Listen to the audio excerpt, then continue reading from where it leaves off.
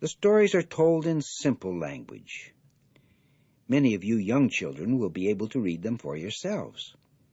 You parents will discover that your smaller children will delight to have these stories read to them over and over again.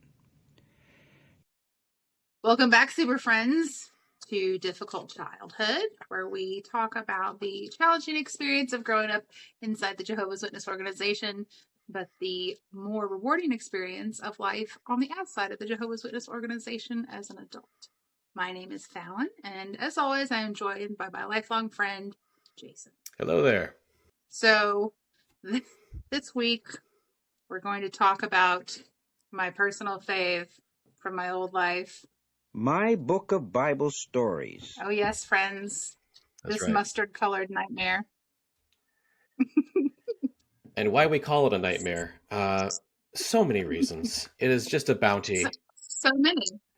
The first I'd like to start with is just the artwork. It is absolutely bananas.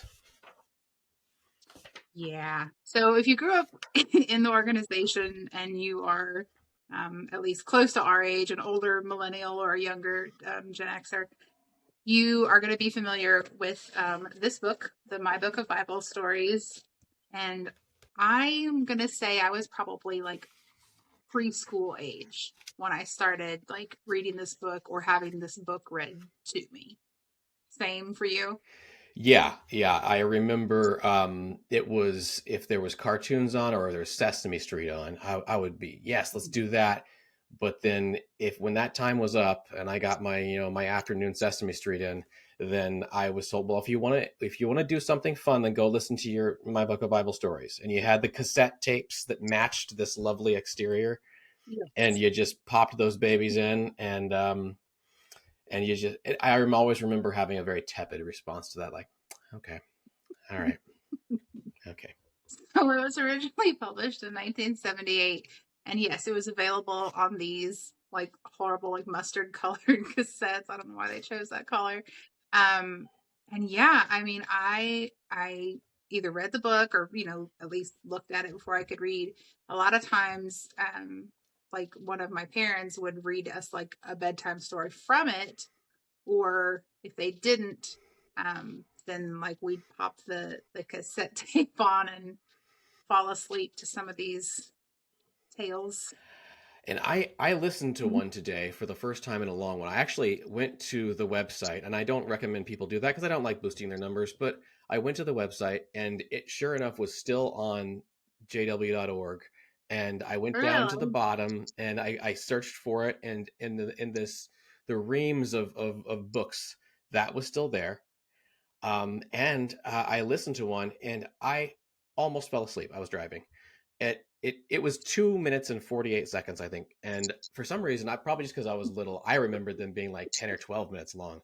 But this thing started and then I forgot to listen because his voice is so it's in my brain. I guess you go to sleep and stop engaging when you hear this voice. And then it was probably why over. they made us listen at nighttime so we'd go to sleep. Mm-hmm. It was like verbal NyQuil. Just give it to the kids. My Book of Bible. Knock them out. Done. Exactly. Oh my goodness. So I want to make something clear.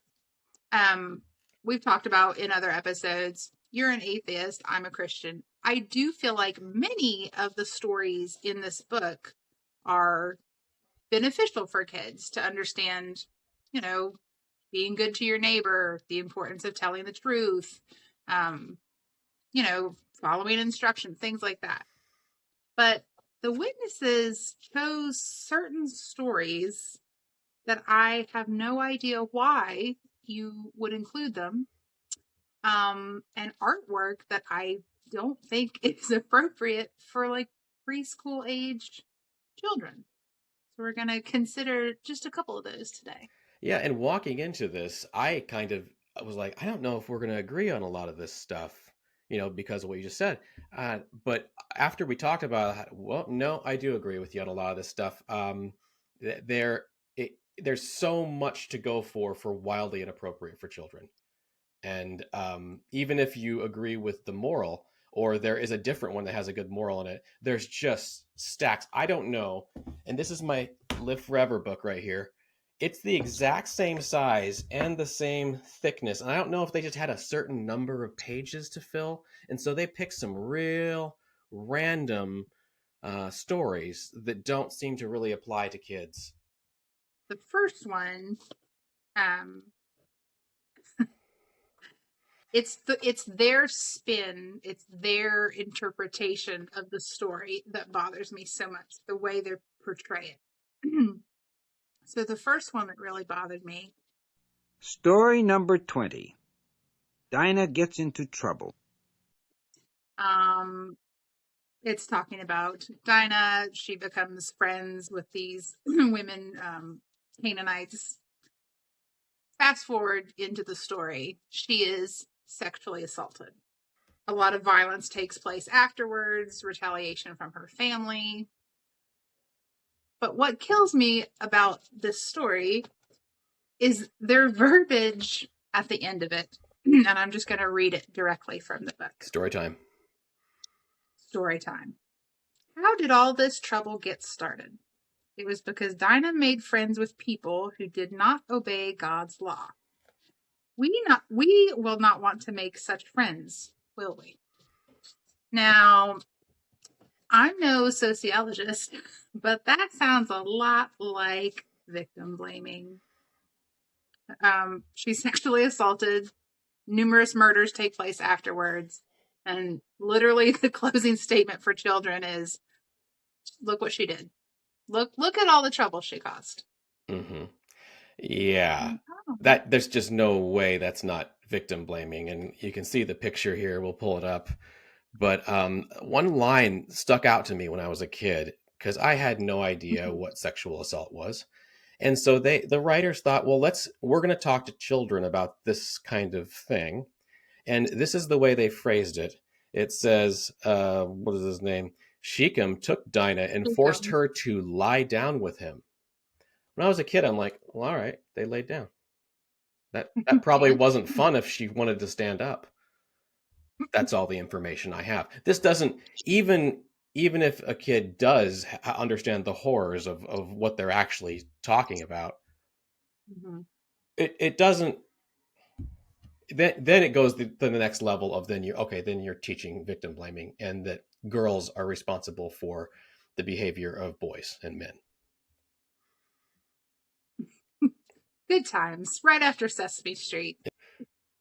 It is really shocking and then of course it also explains that Dinah's brothers, and the Bible isn't necessarily endorsing Dinah's brothers' action because they decide, well, we're going to go in with swords and kill every man in that city. I think that's what it says. Yeah. And they catch all the men by surprise and kill them all. So then you're also learning that the reaction is violence.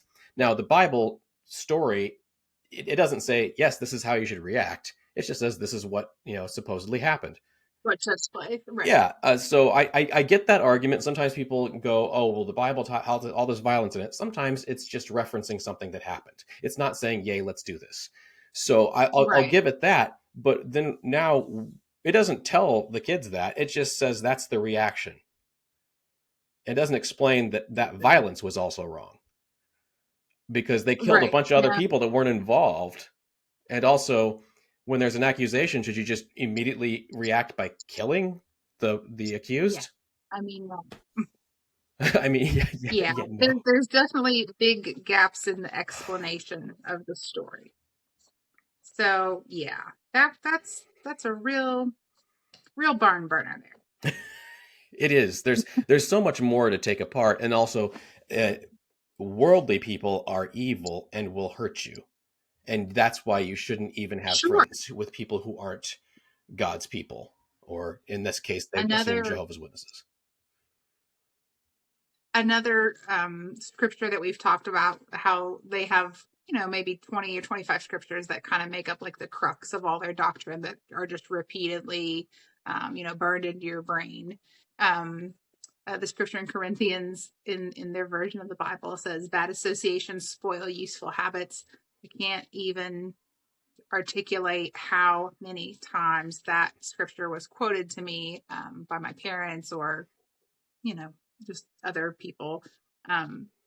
but when they say bad association, they're really just meaning anyone who believes differently on basically any topic that has to do with the Bible. Someone who's not an echo chamber. Exactly. It's such a broad brush that they're painting a portrait of what bad association is. And that's why it's so hard for people when they get on the outside of the organization to trust other people enough to form those meaningful bonds and those lasting friendships, because all that programming is just in your subconscious that, everyone's bad, everyone's out to lure me into a life of violence and drugs and debauchery, and that narrative just comes back to get you, and it makes it really difficult. Absolutely. And that is one of the few points that I actually did remember taking away from this story. Having heard it many, many times, I did take that away, that, worldly people are bad. And then I took that into, elementary school with me. Oh, these people are bad somehow. Their parents are bad. Everyone there is bad. Something bad could happen to you if you become friends with them. I mean, I still was friends with them anyway because it was fun. But yeah, I still remember thinking, oh, I shouldn't be doing this. I shouldn't be friends with them. I'm like Dinah, and we might have to go lie down. We have nap time. Oh no, it's the same thing. Nothing else made sense in the story except for that, and that was my takeaway. Yeah. So that one jumped out at me, and just like yourself, a lot of these I haven't looked at in so many years. But the second one that really grinds my gears is story number 50. Two brave women. And this one stood out to me for a couple of different reasons. The first reason that it stood out to me is because in addition to this very graphic artwork of a dead man with a tent pin driven through his temple in a preschool age book. Yep. Zooming in on that now. Yikes. Yeah, it's just really gross. I mean, it's a bloody depiction of a killing. Might I add to that while you're on that point, if I may? That I went and pulled up this on as I said, on the watch. This is the one I listened to that I was talking about on exJW.org. And I scrolled through this and I saw that it was cropped, and I'll show now how it was cropped where you don't see the violence anymore. So what that tells us is they knew it was a dumb thing to do, and that they made a change on the website. But when we were kids, so much more PC now. Right. Yeah. We took out for the preschoolers, we took out on our public website that everyone will see, we took out the stake driven through the guy's temple. And the arrogance of it, because back then they were just, okay, parents, show this to your kids. This is how I would be, if I saw this and I thought, my kid's not having this. There's no way. Right. No bloody way. Absolutely no way my kid's having this. But parents are taken, their right, their autonomy is taken away from them because they're told, well, you have to give them everything that we produce for them, for your children. The faithful and discreet slave can't be wrong.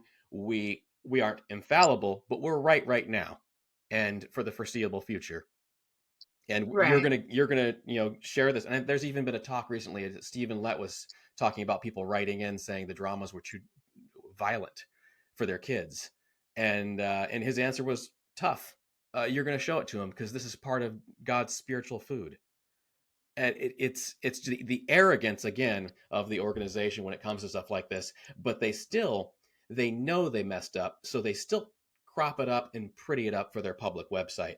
But meanwhile, this is still what's being shown, and the obviously these older books haven't changed, but the new ones still cut like that. It's classic. So, in addition to this horrific photo, I don't really understand of all the stories in the Bible that I think would have been beneficial to include in the collection. I don't understand why they chose this specific one about JL driving the tent pin in the temple of the man. So yeah, that whole reasoning I don't really get. But that's in the second half of the story. In the first half of the story, I'll explain what bothers me. The name of the story is Two Brave Women. And it's story number 50, if anyone is following along with their book. But anybody who grew up in the organization and then got onto the outside understands that, in my opinion, women are assigned sort of a second-class citizenship within the organization. Overall, women make up the majority of the preaching work or the ministry work, but they're not allowed to hold any kind of position. They're very limited in what they can do as far as teaching or ministering to people that are trying to come in the organization. There's rules about when they can pray, what kind of instruction they can give to others. So this book came out in 1978. So the first paragraph says, and I'm just paraphrasing it, I'm not going to read the whole thing. It says, when the Israelites get into trouble, they cry out to God. God provides them with leaders called judges. Joshua was the first judge, and then it names a few others after him. And then at the end of this paragraph, it says, but two of the people who help Israel are women named Deborah and Jael. And then the next sentence says, Deborah is a prophetess. So I think it's interesting that it specifically addresses, number one, that there's a woman that God trusted with a position of authority, an important position. And then specifically that they're talking about a prophetess. So it's in the paragraph, it says, Jehovah gives her information about the future, and then she tells the people what God has said. Deborah is also a judge.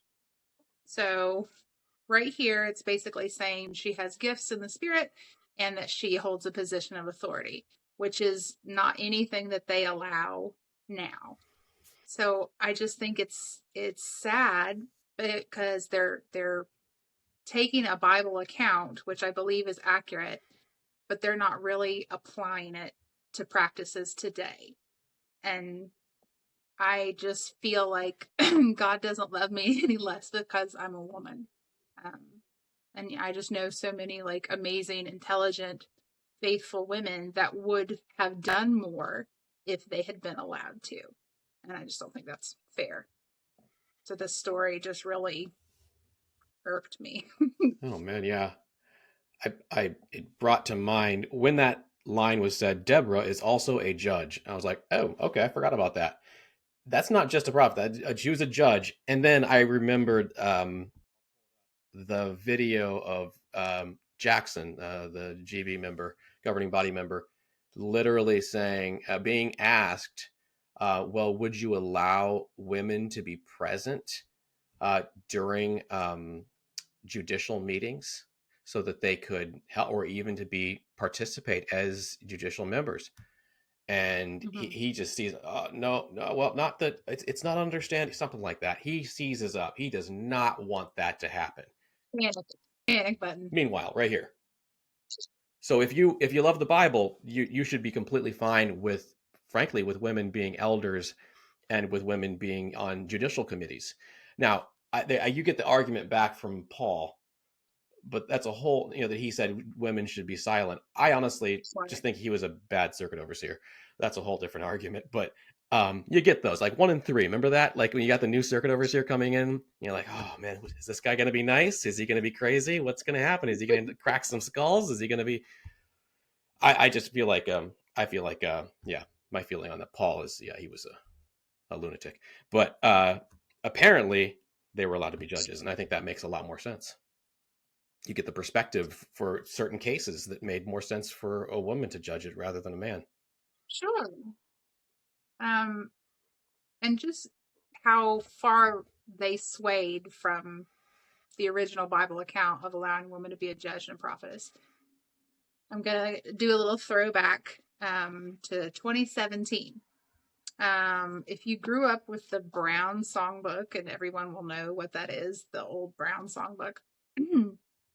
Every time the songbook got reinvented or revamped, it was a different color. It was like pink one time and green another time. And then in the 80s, it was brown. So that was what I know. So anyway, one of the songs in the songbook was called Guard Your Heart. I'm not going to sing it, but the chorus just said, guard your heart, oh faithful ones, something like that. So in 2017, they released this announcement that said they were going to be changing the title and the lyrics to that specific song. Yeah, this is familiar. And how did that go? Yeah. How did the song go? Yeah, how did it change? I don't remember how it changed specifically. Okay, so I'm going to read it to you. In the November 2017 study article in the Watchtower, in paragraph 7, it says that they're changing the title from Guard Your Heart to Guard Our Hearts. And here is why. It says, the change of the title, Guard Your Heart, to We Guard Our Hearts, was most considerate. They're doing us a favor. Why? In the audience at our meetings, assemblies, and conventions, there are many new ones, interested ones, young ones, and sisters who, by singing the words, Guard Your Heart, would be put in an awkward position of telling others what to do. So the title and lyrics were modified. I'm sorry. So literally, they're saying a man could hear a sister singing the words, Guard Your Heart, and that could be interpreted as a sister bossing you around or giving you instruction or telling you what to do. Drive safely. Don't tell me what to do, sister. I mean, is this real life? So they changed the whole song and the title. I mean, everything, the lyrics, the title. Madness. This is madness. He lied to us through song. I hate when people do that. Yeah, don't you dare tell me to guard my heart. I'll leave it double unguarded now. Super non-guarded. Unguarded so hard. Open the gates. The guy will be asleep. Kind of like it's madness. It's total ridiculousness. So yes. Wow. So the takeaway is that according to the Bible, how God views women, he views them as like beautiful and strong, and they have the capacity to be leaders and judges and to have these gifts. And according to like modern day witness theology, all that is out the window, and you're just a compliment. You're just a little trophy. Yeah, look at you. You do all the preaching work, you do the hard stuff, and you get none of the credit. If my child came home from preschool and in one hand they had a bluey coloring sheet, and in the other hand they had a printout with a visual depiction of a guy with a tent pin through his temple in a pool of blood, guess which one I would be on the phone with the teacher about? You imagine we were told to like place these things with people, like with other kids. Here, give this to them.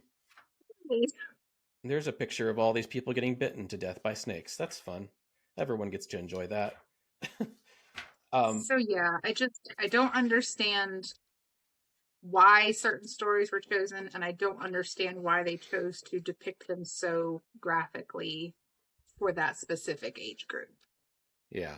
And then particularly with the story number 50, they chose to completely ignore the moral of the story without the murder, pre-murder, which is the women can judge.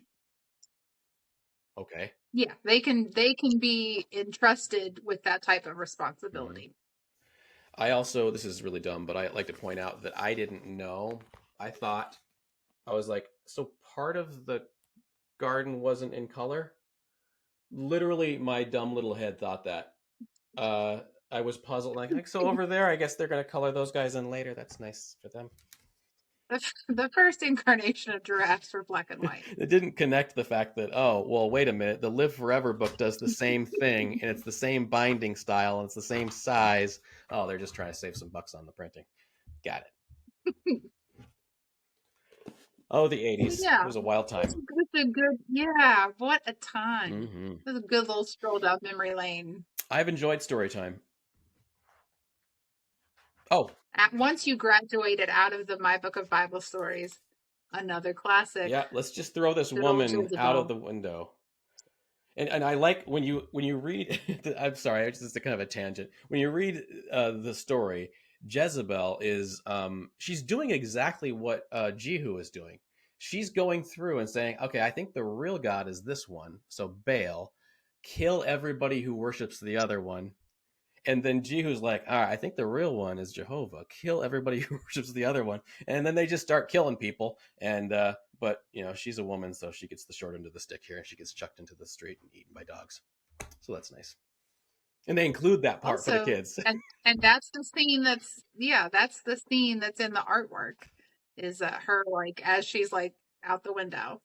And she's got her jewels and her makeup on, and so women who dress up, her painted face. Yeah. If you dress up or put on lipstick, then that's a Jezebel spirit right there. She probably had on several ankle bracelets.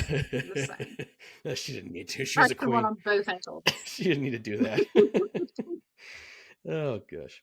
Well, I would just wrap it up by saying that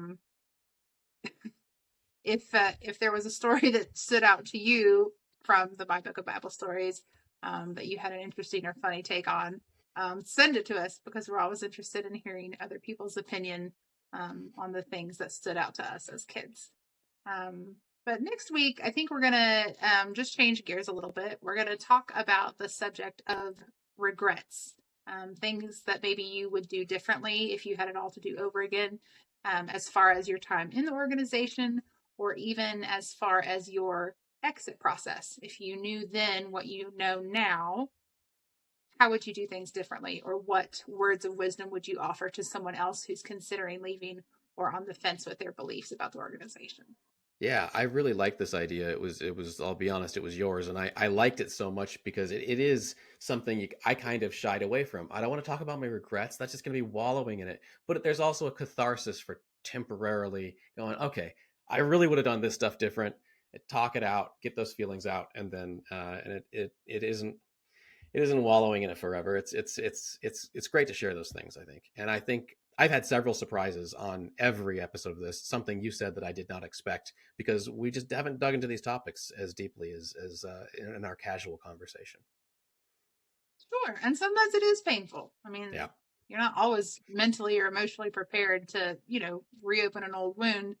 But I think this kind of forum is a good way to use it as a stepping stone and not a stumbling block. So that's what I want to make known to other people. I love it. I second that. Yeah. So that's it. I think we'll wrap it up. All right. Goodbye. We'll see you next time. And thank you so much for watching. All right. Bye, friends.